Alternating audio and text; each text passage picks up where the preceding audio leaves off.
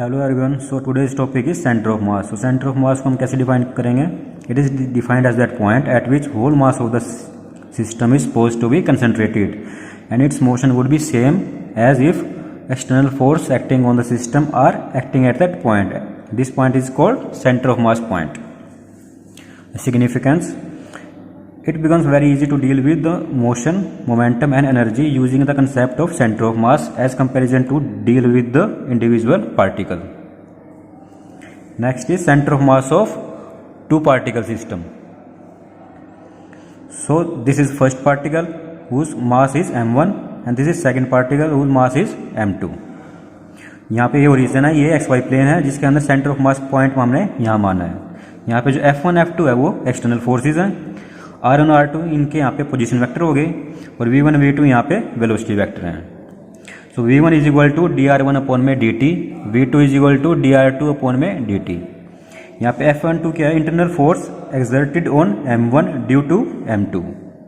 Similarly F21 force क्या होगी? Internal force is exerted on M2 mass due to M1 mass. So from Newton's third law of motion F12 is equal to minus F21. So next calculate करेंगे total force acting on the particle M1. So total force F is equal to F1 plus F12. F1 is your external force, F12 is your internal force. Using Newton's second law of motion which is F is equal to dp by dt. So P is your momentum, d by dt, m1 v1 is equal to total force F1 plus F12.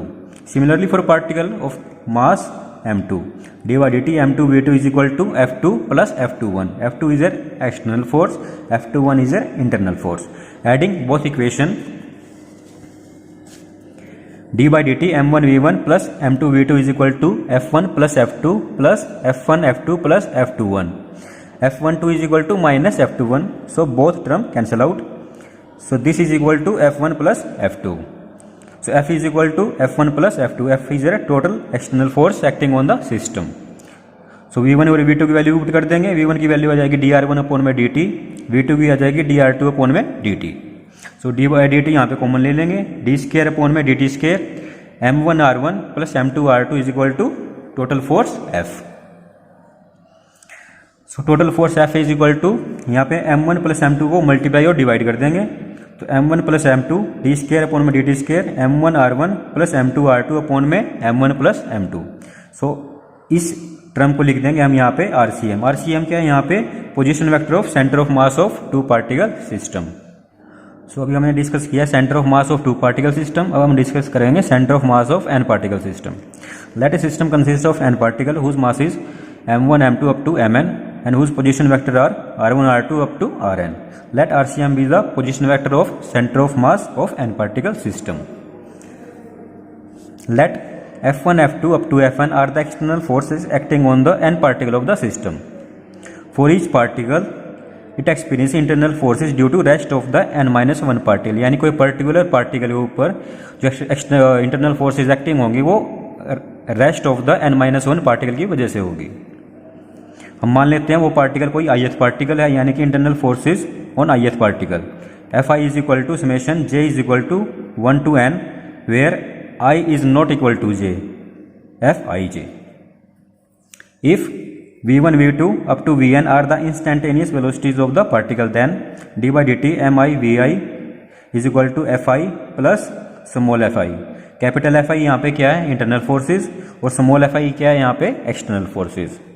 In general, for n particle, the above equation modifies summation I is equal to 1 to n d by dt mi vi is equal to summation I is equal to 1 to n capital Fi plus summation I is equal to 1 to n small fi. For a complete system, internal forces cancel out in pairs. Therefore, summation I is equal to 1 to n capital Fi is equal to 0. So our equation becomes summation I is equal to 1 to n d by dt mi vi is equal to F vector. यहाँ पे total external forces acting on the system, और इसकी value किसके equal है? F vector is equal to summation I is equal to 1 to n Fi.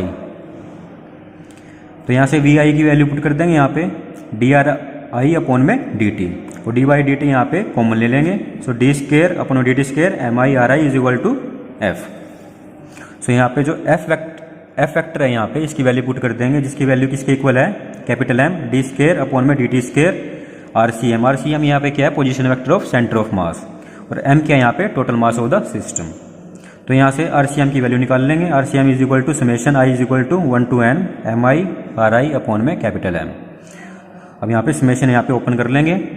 Summation open करने के बाद जो आरसीएम की वैल्यू क्या आएगी, m1r1 plus m2r2 up to mn rn upon में m1 plus m2 up to mn। इसको हम समेशन में लिख सकते हैं, summation i is equal to 1 to n m i r i upon में summation i is equal to 1 to n m i. इसको क्या लिख सकते हैं हम, capital M. Equation of motion of centre of mass. So जो RCM की value अभी कैलकुलेट की है उसको हम यूज करेंगे यहाँ पे, इसको डिफरेंशिएट कर देंगे both side with respect to time t. So d by d t RCM is equal to d by d t whole term.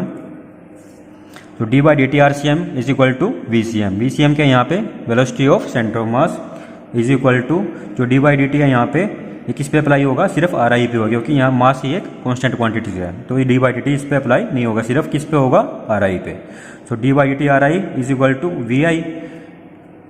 सो जो ये टर्म है summation i is equal to 1 to n m i v i represent the total linear momentum of the system, या फिर कह सकते हैं summation i is equal to 1 to n m i into में v c m, क्योंकि दोनों यहाँ पे इक्वल हो जाएंगे इसको क्रॉस मल्टीप्लाई करने के बाद।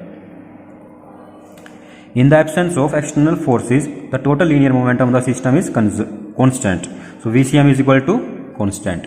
Hence, the velocity of center of mass remains constant in the absence of external forces.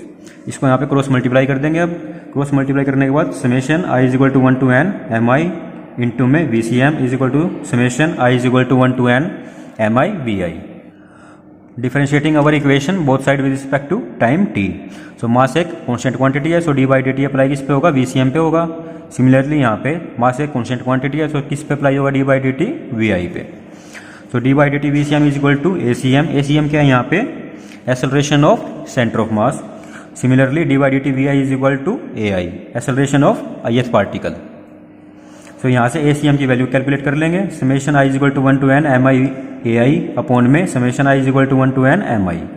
सो इसको हम लिख सकते हैं summation i is equal to 1 to n f i. F i क्या है यहाँ पे, force on the ith particle.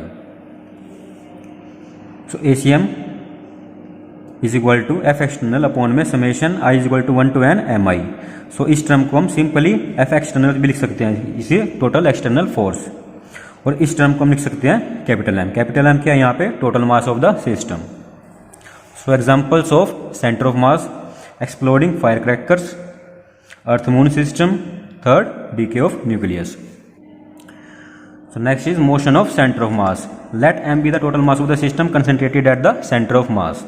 So M d square r upon में d t square is equal to F. F क्या है यहाँ पे, टोटल एक्सटर्नल फोर्स। सो इसको ओपन कर लेंगे, D by d T D R upon में d T. So D R upon में डी टी क्या मान लेते हैं हम यहाँ पे, वीसीएम। वीसीएम क्या है यहाँ पे, velocity of centre of mass. For isolated system total external force is equal to 0. It means that value is equal to 0. If d by dt VCM is equal to 0, it means VCM is constant. So hence center of mass of an isolated system moves with a uniform velocity along a straight line path.